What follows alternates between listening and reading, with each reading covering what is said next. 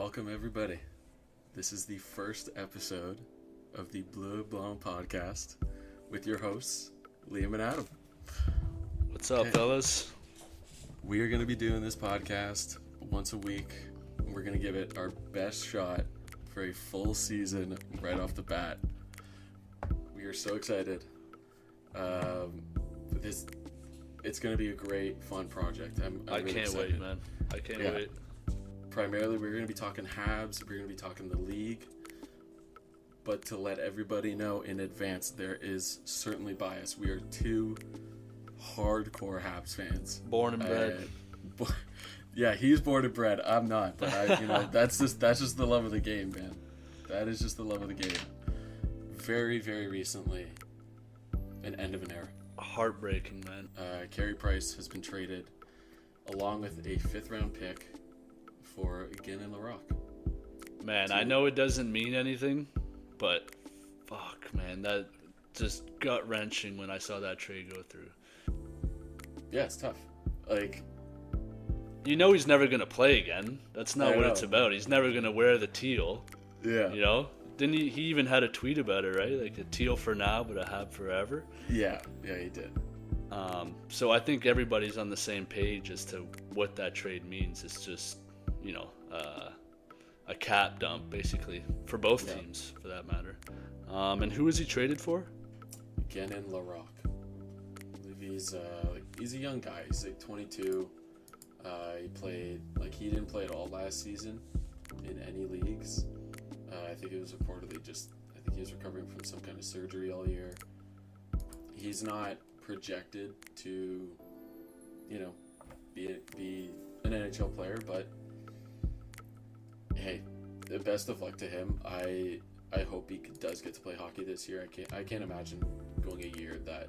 And again, with all due respect to Guénin and Larocque, I don't necessarily think that Ken Hughes made that trade with the expectation of him making the opening night roster for Laval or Montreal, for that matter.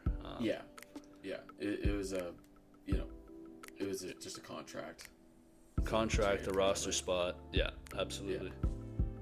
Just thinking of Price. I've seen a lot of really great videos in the last week, especially Canadiens put out, of just everything he did. You almost take it for granted, right? I started watching hockey in 2004, so basically since I became a Habs fan, it's always been Price, except for a brief hiatus in 2010 for Halak. Yeah. But it's been weird for sure for the last few years to have a starting goalie not named Carey Price in Nets. Yeah. And I think this just signifies the true end of the era. The end of an era comes a new beginning. That is how these things work, and I am so excited for this year. We got 5 games of playoff hockey, and I think the Capitals, especially Spencer Carberry, he gave the Habs some flowers in his press conference at the end of that series and said, it was 5 games, but it could have been 7. And it's because we played a lot of close games. I mean, I will never forget the hit that Tom Wilson threw on Alexander Carrier. Game changer, eh? That was crazy. And it was such a fun series to watch, especially it really was when we were able to come back a couple times and make it close. It was so up exciting. Until that last game, it really never felt like we were out. Yeah, honestly, winning Game 3 at home, that was okay, we got a chance. 100%. We got a chance. And then the wheels fell off a little bit after that, but at the end of the day, the Caps are a veteran, big team, so really just an awful matchup for the Habs. So the fact that a young team like that, I believe they're the youngest team in the NHL, correct? They were last year for sure. I'm not 100% this year, but I mean, you're adding Demidov, you're losing Armia. I'm assuming they're still, if they're not the youngest, they're close to it still. Right. Sure. So, for the youngest team in the NHL to even pull a game off of a team like that, no wonder Spencer Carberry gave the Habs their roses at the end of the series. Absolutely unbelievable team. And last year, their goal was the mix. That's all we heard about all year, the mix. Yeah. And I think they were successful in doing that. And this year, the whole theme has been playoffs. I think everybody's just been locked in on the playoffs. Nobody's satisfied, from the sounds of it, on the team with just being in the mix. I think this year is going to be a really telling year in terms of, are we going to solidify ourselves as a perennial playoff team, or is there still, some room to grow? I think we're going to have to see how the depth is, right? That's always the question. Yeah, that's what came to bite us, right? Yeah, because we did see a lot of growth from the first line, like Caufield cracking 70 points, getting a career high in goals. Suzuki gets a career high in points. Slav had relatively a similar season. There was growth in his game, but it was relatively similar when it came to production and the timing of his production. Like everybody's joking about second half Slav, which was Kovsky, as we like to call it. He's Kovsky. But I think that's going to be one of the most important parts of this year, is whether or not Slav can actually fucking play. Yeah, no, you're right on it, and everybody knows it. That's the ironic part. He knows it. I think he mentioned it in his probably, I don't know if it was end of the year completely, but he talked about it, saying man, I gotta be able to start on time. I gotta play it's 82 games. Right. He was making comments like that, so he knows. Yeah, he knows, but he's a bigger guy, so usually those guys take a little bit longer to get online at the start of the season. But it just makes you wonder, right? How many more points would Caufield and Suzuki have if Slav could just have buried a couple more at the start of the year? Yeah. Seems like he always waits till Christmas. And then he remembers, oh yeah, I'm decent at hockey. Yeah. And then all of a sudden he's our second or third best player. Yeah, he's a point a game in the last 35 games. You're like, okay, all right. I mean, it's not. It's almost frustrating at that point, because it's where was this all year? Yeah. The Habs over the last couple of years have been in so many one-goal games that one extra Slav play, makes a huge difference in the season. We saw it last year, how much it came down to the wire. Yeah. With how close the playoff race is in the current NHL, under the salary cap with the parity. Yeah. If Slav comes in and plays like Slav from day one, or sorry, second half Slav from day one, yeah, then all of a sudden that's a couple, 2 or 3 more wins a year. And 6 points makes a huge difference, right? We saw that last year. Definitely. Yeah. And what I'm looking forward to is, please, is Laine starting on time, not getting hurt in a meaningless preseason game. I mean, what are your expectations of Laine though at this point? The whole fan base was so high on him when he came in, and by the end of the playoffs, I mean, he looked bad. My expectations of him would be 60 games, but I want at least 20, hopefully 25 goals, right? They can't all be the power play. He needs to be able to play at 5-on-5, like everybody knows, but he has that ability that not many players do, that you can't deny, right? And he knows it. He talks like it. In his comments that he made, last year before he got on the ice as a Hab, and this summer he's talking about, the fans aren't going to have to wait. They're not going to have to wait till game 82 to know if we're in the playoffs or not. And I really hope that's true. He hurt his leg last year, right? So the guy can't. Yeah. He couldn't skate. He hurt his hand in the playoffs. That's why he stopped playing. That's why he got scratched the last couple of games. I think St. Louis was like, well, I can't do it. He had an injury-riddled season, but at the end of the day, that's kind of what you need to expect now from Laine. He's injury-prone. Yeah. So he's going to need to find a way to play, not necessarily through those injuries, but maybe change his game just a little bit so that he's not, completely useless as soon as he's got a little injury, right? Not to minimize his injuries, of course, he had, that hit from Cedric Paré in the preseason last year. He took him out for several months, and then, everyone knows the story. He came back and he was just absolutely electric. I think he had, 10 power play goals in the first 2 months. Yeah, he was pretty dynamite. And if he isn't going to be dynamite at 5-on-5, which, at this point in his career, I don't think we can necessarily expect that from him. We'd like to see that, but I don't know if we can expect it. If he can at the very least become, an even better version on the power play than he was last year, similar to where he was, in his first few games with the Habs. Yeah. I think then he becomes an asset to the Habs again, and you're never going to be able to play him on the penalty kill. Down the stretch, up by 1 goal, you're not going to play Patrick Laine. That's not what he's there for. Yeah. He's there to score goals, and as long as he scores goals this year, I trust in Marty St. Louis that he'll be able to manage the rest, Yeah, I think you're right. And he can make those hard decisions. He did take Laine out last year. Yeah. At the playoffs. Yeah, he wasn't afraid to. No. Yeah. That's okay. There's other players on this team that like to score goals. Like our boy, Cole Caufield. The cock. As Shea Weber would call him. Like, I'm really excited to see this guy play. Like, he was once the best 30-goal scorer who never scored 30. Absolutely. Now we all know he's the best 40-goal scorer who's never scored 40. He's obviously. Listen, that's back-to-back fully healthy seasons from Cole Caufield, which is something maybe we didn't necessarily think we would have seen at the start of his career.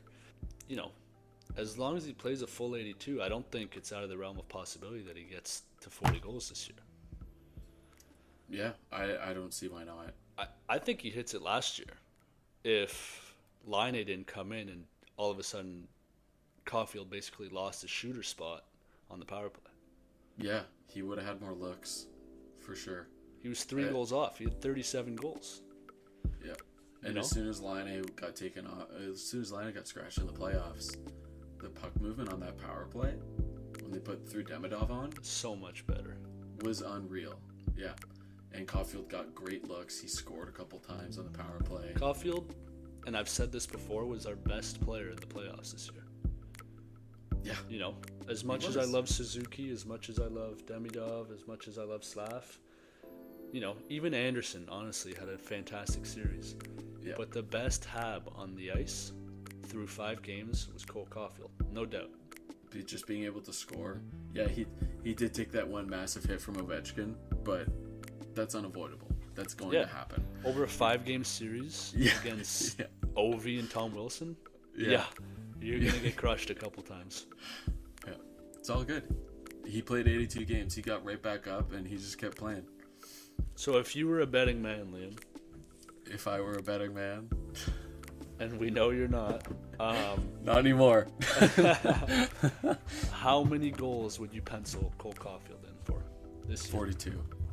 42? So about a half goal a game? Yeah. I think that's honestly pretty realistic. Not necessarily too far off of last year's total. I'm not trying to jump the gun too much. What do you think's going to need to change for him to make that next jump? He went from 28 goals in 2023-2024 to 37, so a 9-goal jump. What do you think it's going to take for him to get an extra 5 goals? I think Slav being a more complete player, for sure, because that's his 5-on-5 part, one of his 5-on-5 players. I'm not worried about Suzuki. That guy makes the right play all the time. Suzuki's going to be Suzuki, right? Yeah, he's modeled his game after Patrice Bergeron, who was one of his idols growing up, and I'd say he's on his way to being Bergeron light. That guy put up 89 points. So I think if anything, you're looking at, I think Caufield maintains power play 1 to start the year because you've added Demidov on the right flank, like on the opposite side, and Demidov's a pass first guy. So is Hudson. So is Suzuki. Not that those guys aren't willing to take the shots. I think in the right circumstance, but I think it comes from that. I think Caufield getting better looks by more playing looks, better players. Yeah, that is what it's going to come down to, though. I think we talked about this earlier in the episode too. I think the season kind of hinges on Slaf's play at the start of the year. Yeah. For sure. If he brings it, all of a sudden Caufield gets a couple more goals, Suzuki gets a couple more goals. Now the issue was, in the playoffs, we got goals, more or less, from that line, right? Mm-hmm. Caufield got a couple, I believe. Suzuki got one. Yeah, Caufield got 3. So got 2, right? Yeah. So, that line isn't necessarily the problem, even though Slaf had his ups and downs. What really came to bite us in the ass by the end of that series is the fact that really no one else could score. Yeah. I mean, Newhook should be banned from shooting the puck ever again. Yeah, it's unless that guy has an open look to shoot specifically top left. This I don't know what it is. He loves just wiring a shot top left over the blocker. Yeah. So but, yeah, outside of that guy, it's frustrating sometimes, right? Yeah, it's because if you watch the games, he's so good, and he's fast. He's great at entering the offensive zone, but he just can't score. He can't. I don't think he has the ability to. I mean, how many goals did he have last year? I'll check right now. I don't know if it was 10, dude. It might. Yeah, and he didn't miss that many games. No, he played a full season. It wasn't like the year before. I think he played like 30. Full season, and he had 15 goals and 26 points. Like that's not good enough at the end of the day. For the skill that he has. I know. I understand he's not playing with Caufield and Suzuki, but the only thing you can muster up from a former first round pick with that kind of speed, that kind of skill, is 26 points. That's not good enough. I'm sorry. No, it's not. No, you're right. It's not. He in Demidov's opening game against Chicago, Alex Newhook should have had a hat trick. Right? I swear. Watching that game, he buried the first one. It was awesome. Demidov had that great move around, I think it was Connor Murphy. He fed him right in the bottom of the slot. He nailed it. It went into the back of the net. But there was at least two more chances as the game went on, and Demidov is feeding him amazing opportunities, and he missed. And it was like, dude, you should have a hat trick at the Bell Center right now, but you can't just get it past the goalie. That's what dragged us down in the playoffs. It was tough to get that. See your third line go out, or your second line. Because Doc was playing in the playoffs, correct? Correct. Was he hurt? Yeah. So, yeah, it's tough when you see Alex Newhook go out with line in a young Demidov, and eventually Demidov, his ice time went down because he wasn't great defensively. Okay, so how about we get into Demidov now? What are your expectations for this year, and who does he play with? The way so many people have talked about him, it's hard not to get your hopes up. It's kind of like the Lane Hudson thing again, where he's setting records. He's setting more records in the league that's existed for so long.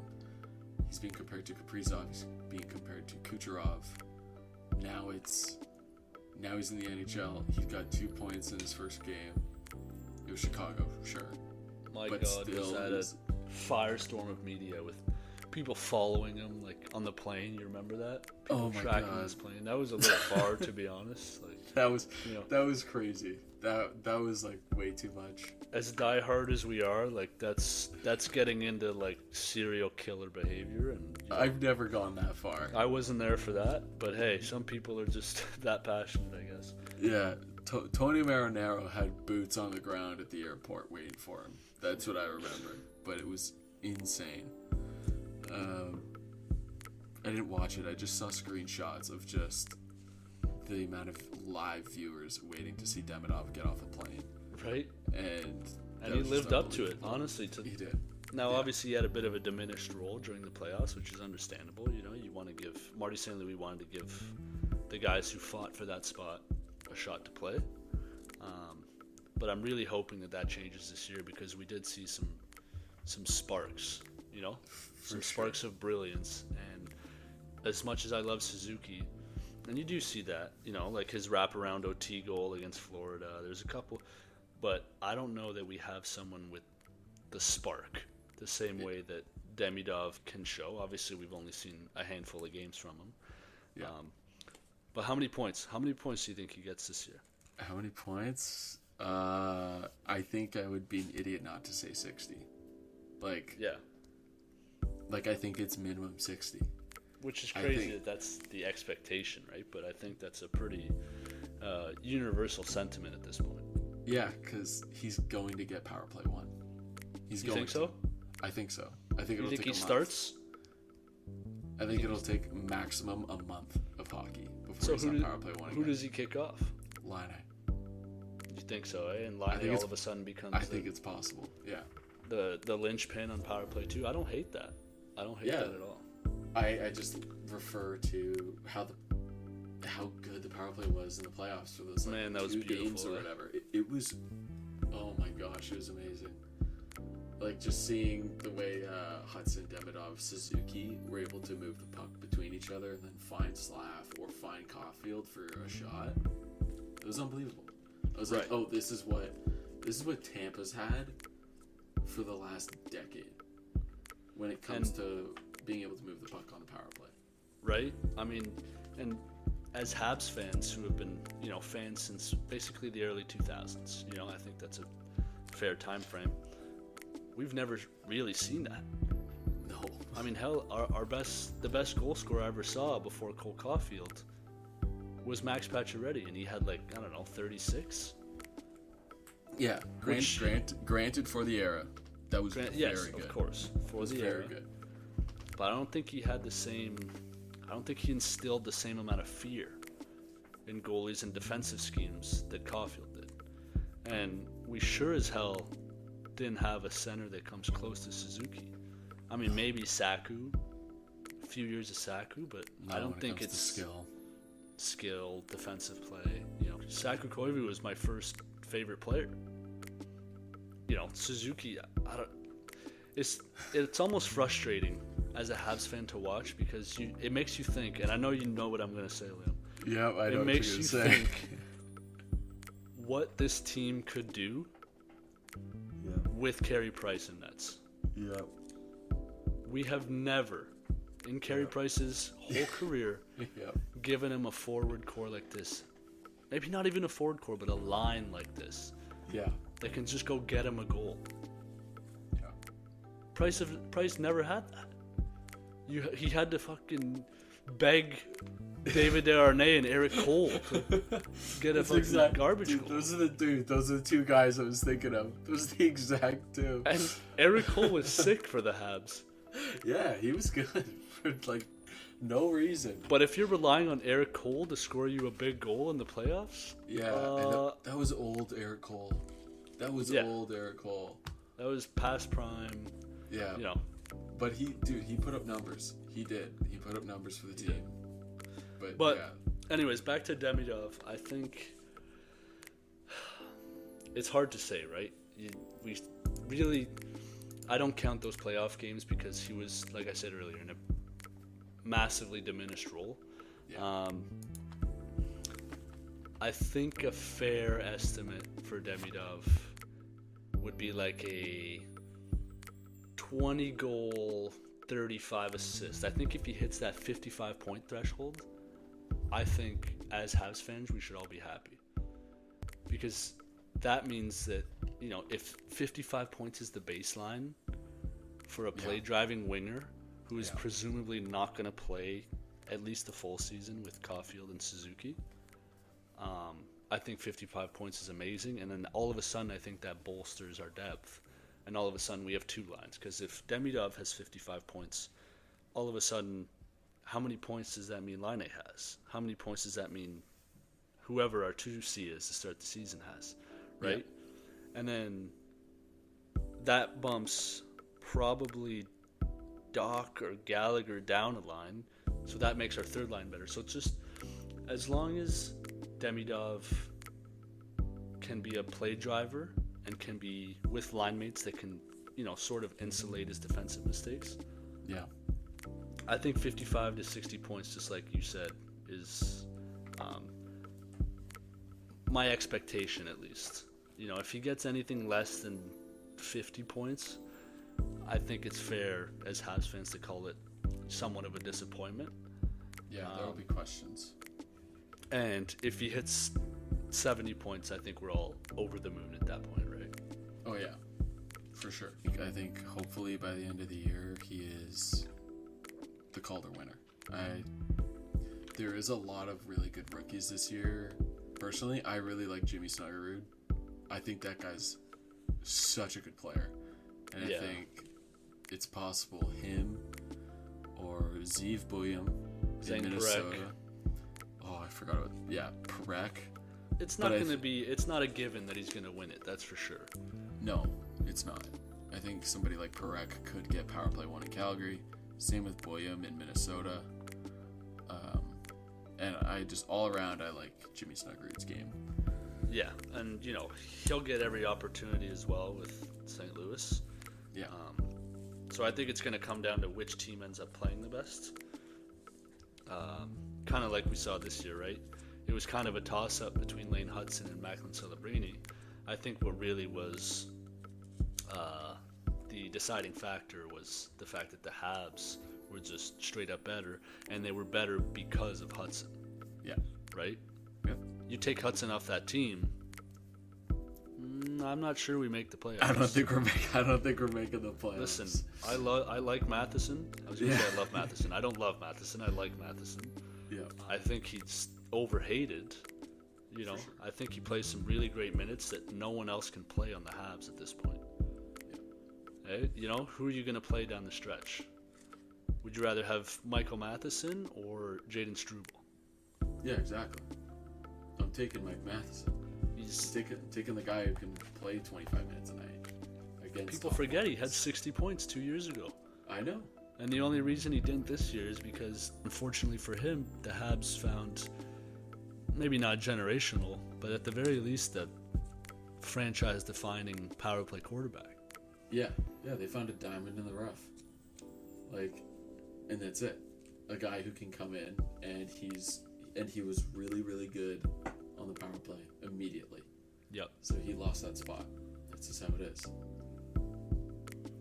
But again, it's all about creating depth, and that's what good teams have, is they have depth. Because of acquiring Noah Dobson, there quickly became some chatter in maybe moving Matheson, because it's like, oh, we have all these left defensemen, let's move Matheson. He's got 1 year on his deal. It's $5 million, just under that. But I don't see the purpose in moving him if we're trying to make the playoffs. No, it doesn't make sense. At his current price range, unless the Habs are really out of the race come the trade deadline, I think you have to keep Matheson. Absolutely. I think the value that he brings is much greater than, the second, maybe even first round pick that you might get for him at this point in the Habs development, right? It's the same thing, and I know we talked about this at last year's trade deadline. It's the same thing that we were saying about Jake Evans and David Savard. Yeah. Sure, we could have gotten a couple things, but let's say even if the Habs didn't make the playoffs last year, that experience of being in the hunt like that, and we were in the hunt, don't get it wrong, because of those players, because of players like that. If you get rid of Jake Evans and David Savard and Joel Armia at the deadline, we're not making the playoffs. I'm sorry. No, there's no way. Even if it was one win, that one win in the playoffs is so much more valuable than any picks or prospects we could have gotten at the trade deadline at this point in the Habs rebuild, right? I think it's just a big mental shift for the guys who have been on the team, right? I think that's what it was about. It was about proving it to themselves that they can do it, and they were given the keys, right, at the deadline, where it was, we didn't get rid of anybody, so now it's on you. You got the keys. Let's see how far we go. Go prove us, we didn't make a mistake. That was basically Ken Hughes' philosophy, I think. Yeah, and just that one win, getting those 5 games of experience, is everything to those guys. I think, and I think that's what they want again. It's like, no, we're not, like, they're not going to trade Matheson. There's, again, like you said, unless they're way out of it. I don't think it makes sense to. I don't know if they're not going to. Obviously, we're not in the front office. Yeah, I should say that. But I don't think they should at this point, and I think, the Habs fans should give Michael Matheson a bit of a break. I feel like he's the scapegoat. I think he almost feels like, the Leafs' Jake Gardiner. Yes. The whipping boy at this point. And fuck, did Mike Matheson have some stupid mistakes down the stretch? Yes. Was he our second best defenseman down the stretch? Arguably, yes. Getting rid of a guy like that because he makes a few glaring mistakes, I don't think makes any sense. Especially given the fact that, he's making under $5 million. You know what you can't say about Mike Matheson is that he doesn't play. And when you're looking at guys like Caden Gooley already, where he's probably missing 20 games this season due to whatever freak injury, Mike Matheson is still there, and he's playing every night. Pretty much, he missed 2 games this year, that's it. But he's playing every single night, 25 minutes, whether it's on the power play, 5-on-5, and the penalty kill. Like, Montreal didn't have a terrible penalty kill last year, and him and Savard, Armia, and Evans were the front of it. Right. They played big shifts. And I think we can talk about what the loss of 2 of those guys is really going to mean to the Habs on a different episode. But I think we can all agree that it'll be an adjustment for sure, right? I have a question for you. When it comes to players who might push the guys at the bottom, talking about guys like Owen Beck, Joshua Waugh, and David Reinbacher, where do you see them this year? Okay, so I think we need to go player by player just so we're clear. For sure. Who do you want to start with? Let's go Waugh. Okay. Josh was kind of a puzzling one, right? I mean, he had so much hype after playing with Bedard in the World Juniors. Yeah. He's a great player by all accounts. I did get to go see a couple of Al Rocket games last year. And honestly, like, even in the AHL, he's missing a step with his speed, right? I think the rest of his game is there, but I don't know if he necessarily has that NHL level foot speed to allow him to be a top 6 forward. And I don't think he's developed the parts of his games yet that would allow him to be a serviceable bottom 6 forward either. So he's kind of in that middle ground where he's almost too good for the AHL, but he's not quite there for the NHL yet. So I don't know what you do with him. Either you play him in that 4th line role, but then are you really getting the development you want out of him? Yeah. I don't know. He's the one guy that I don't know what's going to happen with him, right? I think there is an opening for that 4th line winger role. Yeah. But I don't know if the best use of that roster spot is to give it to a rookie like Waugh. What do you think? I think you're like you nailed it. I think where he's gonna end up is probably his trade bait. Unfortunately. Yeah. Because of that, like the position he's in, because he is at the root of it a scorer, and he doesn't necessarily have those bottom 6 skills. that keep guys in the bottom six of an NHL team. Yeah. Like playing on the PK. So unless he is able to get that foot speed, because in order to play on an NHL penalty kill now, it's dominated by fast players now. Yeah. Because you need to be able to get on players, chase the puck, push it out of the zone. You need to be able to be the first one on it if it's loose, right? And yeah, he doesn't have that skill set. He needs space and time with the puck. He has a fantastic shot, right? Potentially a guy who could play a wing, right? Yeah. On a second line, but yeah, you're right. He just doesn't have those other skills right now, and those are things that he needs to work on. And I think with other players coming up in the Habs system, I think we could see him end up getting moved at some point this year, unfortunately. Yeah, no, I totally agree. Now, Owen Beck's another guy who, like, where does he fit, right? He's not taking Suzuki's spot. I don't think he's ready for a 2C role, which at this point, it's kind of up in the air. Is it going to be Bolduc? Is it going to be Doc? But it's definitely not going to be Beck.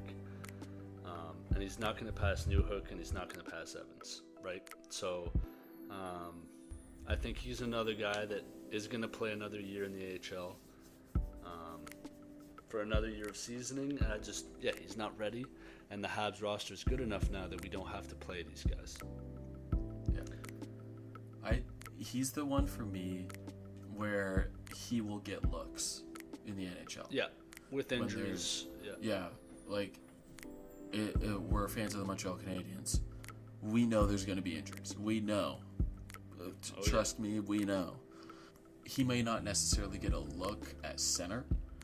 For me, he's like your plug and play guy. Yeah. He could very easily end up playing wing on the fourth line. If half the rosters at which we've seen. and he has those skills that we just talked about with Roy, where you can play him in a bottom six role, right? Yeah. And absolutely. Not be stressed that he's gonna miss his assignment. He's not gonna, Yeah. Now the interesting one is Reinbacher.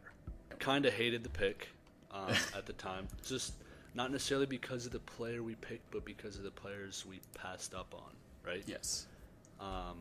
We passed up on Michkov and Ryan Leonard, who we saw some really nice flashes of in the playoffs last year. Yeah. I don't know where he plays, right? We just picked up Noah Dobson from the Islanders, so there goes the right RD1 spot, for the foreseeable future. Yes. Even if I know you're a David Reinbacher enthusiast, but I don't think some days. I think his ceiling projects somewhere around the Noah Dobson range. So I think for the foreseeable future, it's going to be Noah Dobson. Now he could play with the absence now of David Savard, that final right slot role, if the Habs, still don't feel comfortable playing either Jack-Eye or Struble at this point. But I think, again, he's another guy who's going to get his looks when injuries come around, but I don't think he necessarily starts the season with the big club. I think you're right. I have no notes on that. That's exactly what's going to happen. He's just going to wait for one more year year for his spot. Yeah, we just need a year of him actually playing a full season somewhere. Full season, get about half a point per game. Perfect. Come up next year, and all of a sudden we have a unit. Decisions will be made. Yeah. At that point. I mean, time will tell, right? Training camp hasn't even started yet at the time of recording this episode, so I'm hoping we're going to be able to have another conversation similar to this one in a couple weeks, and things might be completely different once we start seeing the clips and the reports from training camp. Yeah, we got rookie camp starting in 2 days. Man, can't wait. Something will come out of that. I saw just the list of players going to the Canadiens rookie camp, and I saw Demidov's name, and I just laughed. Because I'm like, this guy is just going there for the reps, Right. Like, He's just torching those guys. He's going to torch those guys, and like I want to watch the prospect games against like they're playing the Sens, the Leafs, and the Jets, and I just want to watch those games. Just to see him. Just to watch Demidov cook. Literally, right? just to see him dance around a couple guys and like he is leaps and bounds. Yeah, ahead of those most of the prospects at this point, right? For sure, you don't even have to play him a lot of minutes because I don't want him to get hurt. No, right? Please God. Because if we have another Linus situation like last year, I might kill myself. I might play him 12, 13 minutes. I don't care, and like. Put him out for one power play shift of the game. You don't Absolutely. need him out there. You know what he brings. Keep him warm. Make sure he's ready for the year. Hopefully Marty St. Louis has taught him at this point a couple tips on how to play defensively. I think that was a pretty glaring hole. As amazing as he was skill-wise, his defensive game was shitty. Shitty, man. Sorry. I was trying to find a better word, but that's it. Yeah, terrible, some might say. Yeah. And that's not what he's there for, right? You're not asking Kirill Kaprizov or Nikita Kucherov to play on your penalty kill. That's not what they're there for either. But when you have to be serviceable, developing, maybe skate. That's all. You need to be a serviceable player at the end of the day to play in the NHL. KHL maybe is a little bit different, right? You can get away with, just being the Russian superstar. But in the NHL, one glaringly bad defensive player makes a whole line, almost incapable of generating anything because you're so on edge of making a mistake in the offensive zone. Because then you have, you're scared to take that risk. Exactly. Because then all of a sudden you have Ivan Demidov trying to defend Nathan McKinnon at the other end of the ice. Like, that's just a recipe for disaster. So I think if he develops a couple tools, and I hope that he has over this offseason, I think we're truly seeing a Calder-level season coming from Ivan Demidov. I just want to say, for the record, after Demidov, the guy I'm most excited for at the rookie development camp is he has one of my favorite names in hockey right now, and that is Mikas. It's either Mikas or Mikas, but I'm assuming it's Mikas. He's one of the goalies. Mikas Vekvanags. Oh, yeah. Unreal name. I love a good name. Love a good hockey Welcome name. Back, Carey Price. Welcome back. Yeah, welcome back. Carey Price. Vekvanags, baby. I'm so excited. I just want to watch those games and be like, save Vekvanag. The Vecker. And ladies and gentlemen, we are going to close it out there. That is going to be the end of our first episode. We are so excited for this year. We're excited to just talk hockey, have fun. We may get video going at one point. We'll see where we end up with that. Again, we're so excited for this. If nobody listens, good. Listen. That's good for my job safety. I'm just excited for this. Adam, I can't wait. This is gonna be lots of fun. We're